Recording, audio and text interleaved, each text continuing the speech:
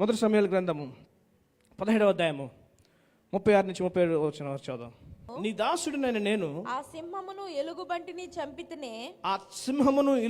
చంపితిని జీవము గల దేవుని సైన్యములను తిరస్కరించిన ఈ సున్నతి లేని ఫిలిష్తీయుడు వాటిలో ఒక దాని వలె అగుననియు సింహము యొక్క బలము నుండి ఎలుగుబంటి యొక్క బలము నుండి నన్ను రక్షించిన యెహోవా ఈ ఫిలిష్తీయుని ఒక్క నిమిషం అక్క, మళ్ళీ చదువు అక్క, repeat that word.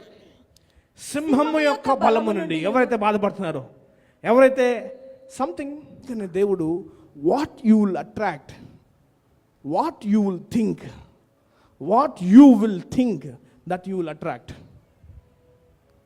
If you are thinking in a negative, you will attract a negative. If you are thinking in a positive, you will attract the positive. Hallelujah. దావీదు ఇప్పుడు ఇక్కడ ఏమంటున్నాడు, సమూయేలు గ్రంథంలో ఏమంటున్నాడు, మళ్ళీ ఒకసారి చదువుదామా. సింహము యొక్క బలము నుండి ఎలుగుబంటి యొక్క బలము నుండి నన్ను రక్షించిన యెహోవా ఈ ఫిలిష్తీయుని చేతిలో నుండి కూడాను. ఇలా చెడ్డికేయాలి నువ్వు, నీ భయాన్ని, నీ కలవరాన్ని, నేను కలవరపెట్టేదాన్ని, ఆ కలను, నీకు వచ్చే ఆ దురాత్మ సమూహాన్ని, నీకు ముందు కనిపించే ఆ సాతాను రోదన, నీకు కలిగించే రోదన, నీ ముందు కనిపించే ఆ భయము, నీ ముందు కనిపించే ఆ భయంతో ఈరోజు నువ్వు ఏం మాట్లాడాలంటే, దావీదు ఏం చేస్తాడు తెలుసా? ఇప్పుడు దావీదు ఏమంటున్నాడు తెలుసా? చూద్దాం ఒకసారి, అవర్ చదువుదాం ఒకసారి. సింహము యొక్క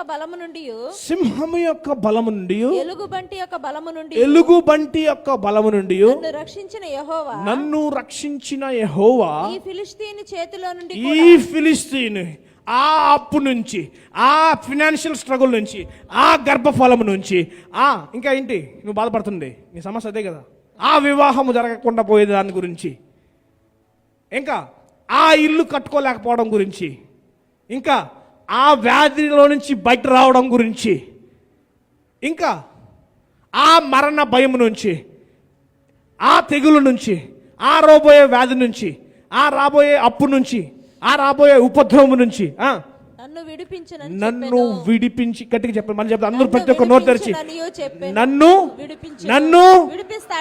విడిపించేసే. ఏం చెప్తున్నాడు? విడిపించును. He's expecting from God. The Lord will deliver me. The Lord will deliver me.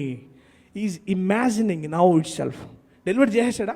విడిపించేశాడా? లేదు, విడిపిస్తాడని నమ్ముతున్నాడు. That is the imagination. That is the power of imagination.